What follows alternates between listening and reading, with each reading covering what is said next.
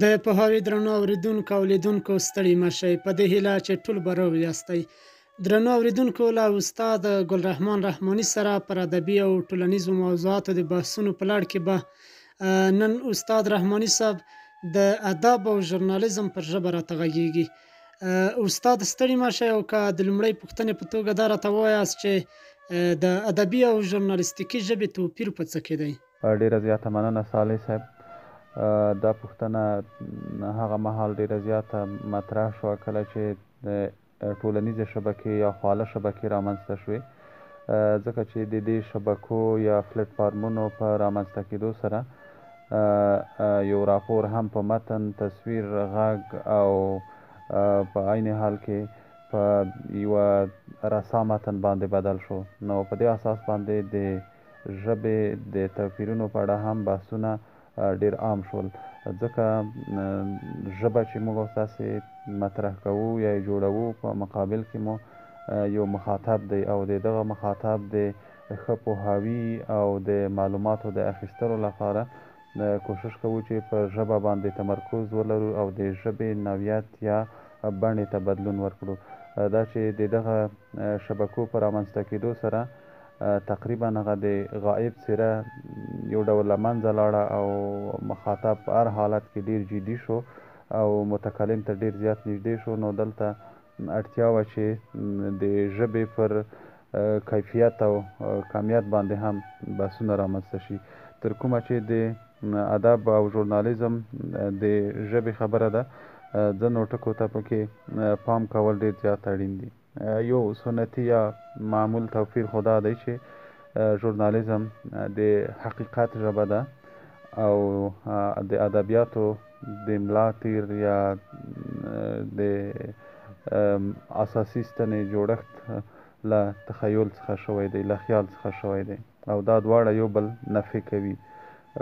که ژورنالیزم ته تخیل راغی، هغه رسالت یې له منځه ځي، او که ادبیات وچ کلک حقیقت شو، بیا خپل ادبیات بایلي.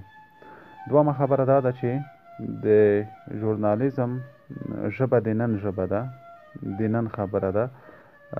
په دې خاطر باندې وایو چې وچه کلکه ده، او د ادب ژبه یا د ادبي متونو ژبه تلپاتې ده. دا چې د ژورنالیزم ژبه ولې وچه کلکه ده، یو لامل دا دی چې هلته پکې د ادبي صنایعو یا د ادبي فنونو څخه د استفادې کچه صفر ده، ځکه چې که دا راشي بیا هماغه لومړۍ ماده چې حقیقت او خیال د دې توازن یا د دې د جوړښت لپاره لاره برابریږي، یعنی حقیقت له منځه ځي. او که تخیل پکې راغی، نو بیا متن هغه د ژورنالیستیکې ژبې یا حالت څخه اوړي.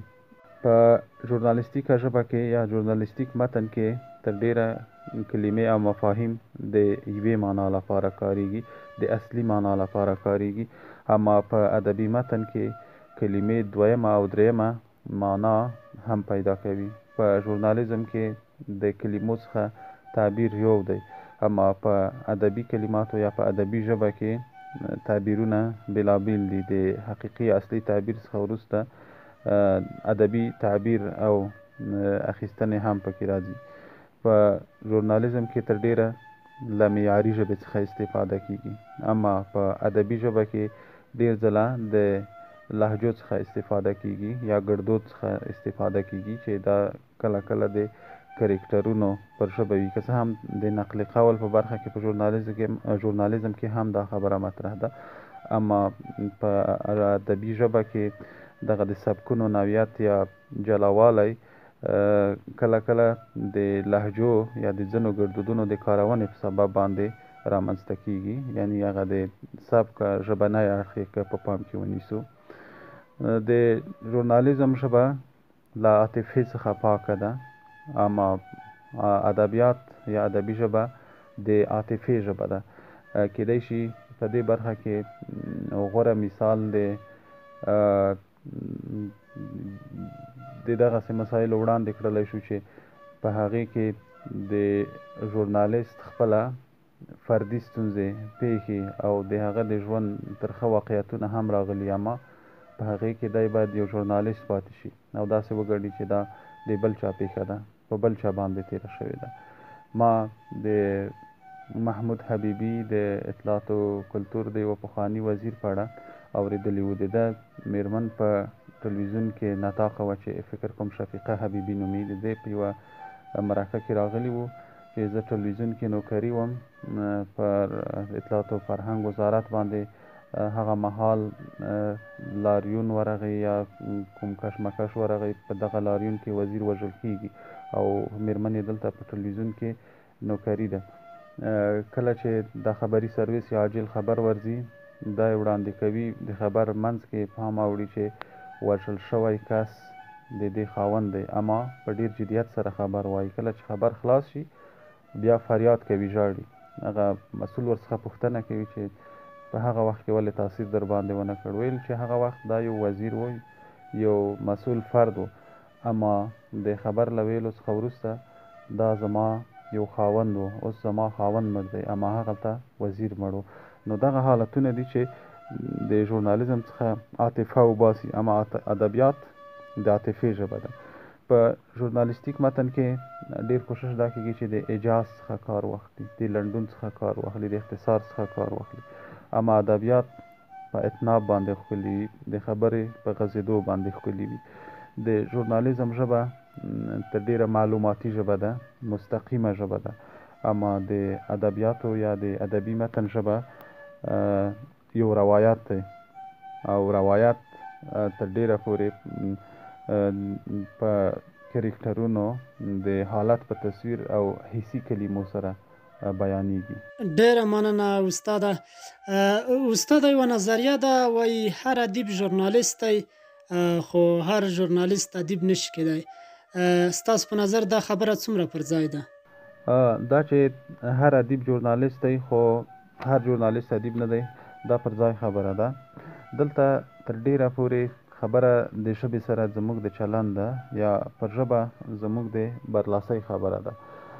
کله چې ادیب د ژورنالیزم ډګر ته راځي، یو امتیاز یې دا وي چې دی د ژبې په کارونه، د کلماتو په کارونه، د جملو پاراګرافونو په کارونه یا په ټوله کې پر لیکوالۍ او د لیکوالۍ په اصولو باندې برلاسی وي.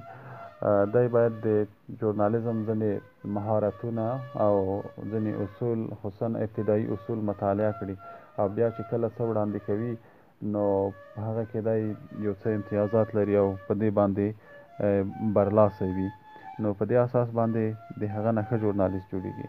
اما د ژورنالیزم د پوهنځي یو فارغ که څه هم د بلاغت او فصاحت او دغه مسایلو په اړه پوهېږي، اما په مسلکي لحاظ شاید ډېر څه نه وي لوستي، نو په دې اساس باندې وخت په کار دی چې د لیکوالۍ د اصولو سره هم آشنا سي. که څه هم په ژورنالیزم پوهنځي کې هم د لیکوالۍ یا د نګارش په نامه یو مضمون شته، اما دا د یوه ژورنالیست دغه د لیکنې مهارت شاید ډېر پیاوړی نشي کړی. اما بلې خواته چې ګورو په ټلویزیون او په انځوریزو رسنیو کې ځینې خلک فکر کوي چې متن ته اړتیا نشته، د ژبې مهارت دی او د ژبې مهارت کې هم یو ژورنالیست شاید مسلکي چلند وکړی شي، مثلا په ادبي بحثونو کې. ولې د ادبي بحثونو او د سیاسي بحثونو پرته یا تحلیلونو پرته بیا هم د هرې خپرونې یا د هر بحث تر شا یو سکریپټ ته ضرورت دی،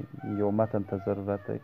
دا متن تولیدونکی بیا هم ژورنالیست دی او یو ایډیټر دی چې دا راولي. نو دلته بیا هم د ژبې یا پر ژبه برلاسۍ او د ژبې مسلکي کارونې ته اړتیا پیدا کېږي.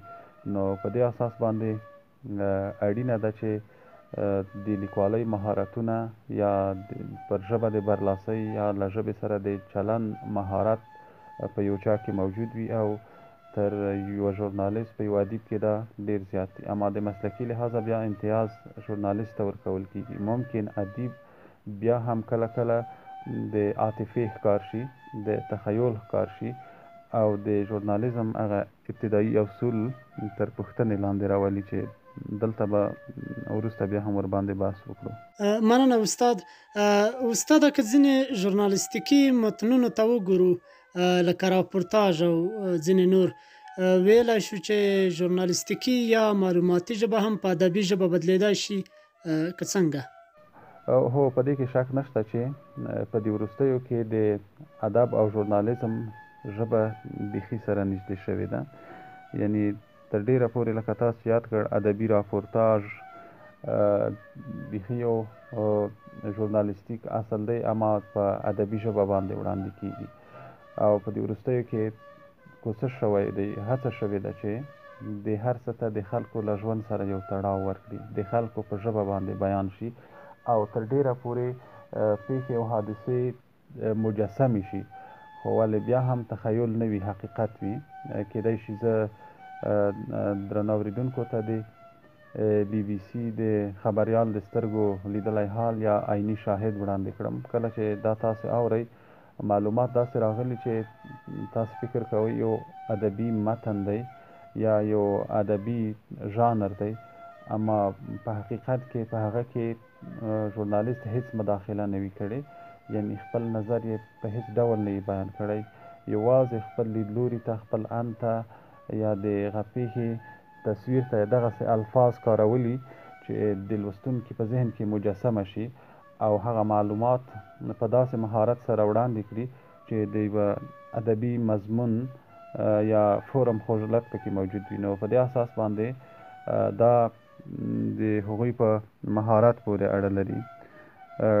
ډېر دغسې خبریالان دي چې کیدای شي ادبیات هم لوستي وي، د ادبیاتو سره هم آشنا وي، هغه په داسې محال کې بیا د معلوماتو د انتقال موضوع په ښه ډول ترسره کولی شي. په دې اساس باندې باید لیکوال د مطالعې مهارت ولري او همدغسې ژورنالیست د ادبي مضامینو یا د ادبي اصطلاحاتو یوه پانګه د ځان سره ولري او ورسره موجوده وي. ډېر داسې کسان دي چې مثلا دوی ژورنالیستان دي، ژورنالیزم یې لوستی، اما ښه ادیبان هم دي. کیدای شي زه د ایمل پسرلي نوم واخلم چې یو ژورنالیست دی اما یو ښه ادیب هم دی، اما دغسې ادیبان هم لرو چې ادیبان دي اما ښه ژورنالیستان هم دي. کیدای شي د اجملند او استاد مصطفی صالح نومونه واخلو چې په نړیوالو رسنیو کې اوږده کاري مخینه لري. دوی ښه شاعران هم دي اما د ادبیاتو په برخه کې هم ځلېدلي، ولې هیڅ امکان نه لري چې دغه خپله ادبي ژبه د دوی یا هغه خپل ادبي ذوق دی پټ کړلی شي په خپلو ژورنالیستیکي کارونو کې. دا خامخا راڅرګندېږي. ډیره زیاته مننه استاد کور ودان. استاد دا بحث که راټول شي د وروستۍ پوښتنې په توګه تاسو د دغو دواړو مسلکونو یعنی د ادبیاتو او ژورنالیزم لیکوالو ایډیټرانو ته څه مشوره لرئ؟ که څه هم زه دغه کسانو ته یعنی ادیب او ژورنالیست ته د مشورې ورکولو صلاحیت په ځان کې نه وینم، اما دلته زما یوه مشوره یا یوه سپارښتنه دا ده چې نه د ژورنالیزم په بشپړ ډول د ادبیاتو ښکار شي او نه د یو ادیب له خپلو کلماتو نه د تخلف یا د تېروتنې له ویرې دومره په ډار کړي چې ادبي ژبه بیخي هیره کړي. ژورنالیستیکو ګزارشونو ته یا راپورونو ته خوږلت ورکول په حقیقت کې لوستونکي ته درناوی دی. نو دا چې د ژورنالیزم پلټفارمونه او ژانرونه او رسنۍ دا بدلیږي، د خلکو وخت راتنګیږي، دلته اړینه ده چې په ځینو متنو په ځینو کلمو او ترکیبونو بیا کتنه وشي او د لوستونکي حالات ته په پام سره پیښې داسې تصویر شي، داسې وړاندې شي چې ته د ګڼو رسنیو په منځ کې خپل اوریدونکی یا لیدونکی ځان ته راجلب کړلی شي او هغه تا ولولي. ځکه د خواله شبکو په رامنځته کېدو سره تقریبا هر سړی خبریال دی، تصویر اخلي، د پیښې هغه ابتدایي معلومات اخلي، په خپله فیسبوک اکاونټ او ټویټر یا نورو کې شریکوي او وړاندې کوي. نو مسلکي نه وي بلکې هغه د پیښې یوازې هغه خبرېدنه او جریان وي. نو د تحلیل لپاره، د لوستونکي د قانع کولو لپاره یا پر یوه سرچینه یا منبع یا د بل چا د کوټ کېدو لپاره په منبع بدلېدو لپاره اړینه ده چې یو کس یا معلوماتو رسونکی هم د ژورنالیزم له اصولو سره آشنا وي او هم پر ژبه تر خپله وسه پورې حاکمیت ولري، یعنی هم هغه اصول په نظر کې ونیسي او هم ژبې ته یو څه دغسې خوږلت ورکړي چې متن یې په لوستونکي اغیز ولري او هغوی اړ شي چې دا وګوري او ویې لولي.